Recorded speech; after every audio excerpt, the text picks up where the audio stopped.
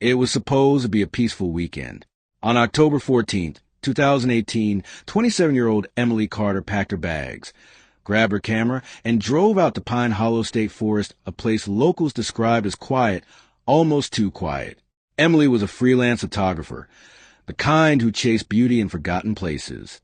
Dense woods, empty trails, and fog-covered landscapes were exactly where she felt most alive.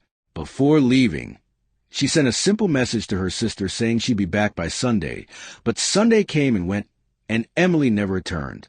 At first, no one thought much of it. Emily had a habit of going off-grid for a day or two, so no signal and no contact wasn't unusual. But when Monday passed, then Tuesday, concern turned into fear, and by the third day, her sister contacted police. Search teams arrived at Pine Hollow early that morning expecting a routine missing persons case. But almost immediately something fell off. Emily's car was still there, parked neatly at the edge of Trail 6, with no signs of struggle, no broken glass, no scattered belongings. Her camera bag sat untouched in the passenger seat, but her phone was missing and her keys were gone, and the forest around them was completely silent. Officers later described it as unnatural, no birds, no wind, just a stillness that didn't feel right, like the woods themselves were holding their breath. By the second day of searching, they found their first real clue, a scarf that belonged to Emily, but it wasn't lying on the ground or caught by accident. It was tied tightly around a tree branch about 6 feet above ground, carefully placed, almost like a marker. Hours later, search dogs picked up a trail not far from the tree and followed it about 200 yards into the woods before something strange happened. The footprints they were tracking were barefoot, small, likely Emily's, but then they just stopped mid-stride, with no signs of turning around, no drag marks, no indication of a struggle. It was as if she had simply vanished. The case quickly gained national attention, with news outlets picking it up and people across the country becoming obsessed. Theories spread everywhere. Some believed the predator was hiding in the forest.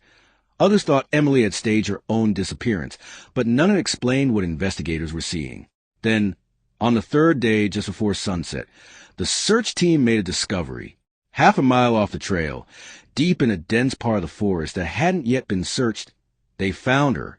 Emily was sitting upright against a tree, her eyes open, her body completely still. There were no visible injuries, no cuts, no bruises, no sign she'd been attacked. But her face was frozen in pure terror and expression so intense that officers later admitted they couldn't forget it. The autopsy only deepened the mystery. Emily hadn't died from physical trauma. There were no toxins in her system, and no signs of dehydration or exposure. Instead, the official cause of death was cardiac arrest. Her heart had simply stopped. But for a healthy 27-year-old woman, that raised one terrifying question.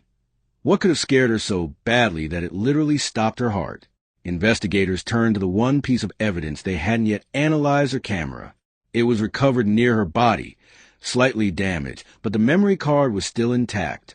The contents were never officially released to the public. But years later, one officer speaking anonymously revealed a chilling detail. He said the final photo was taken at night, blurry and shaky, as if Emily had been moving or running, and in the background between the trees there was something standing there, something tall, too tall.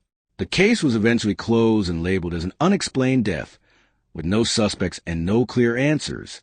To this day, Pine Hollow State Forest remains open to the public. Hikers still pass through, and photographers still come chasing the perfect shot, but locals avoid Trail 6, especially after dark, because every now and then people claim they hear footsteps behind them, only for the sound to suddenly stop right over their shoulder. So, what do you think really happened to Emily Carter? Was it something human, or something far more disturbing? Let me know your thoughts in the comments, and don't forget to subscribe for more stories that will keep you up at night.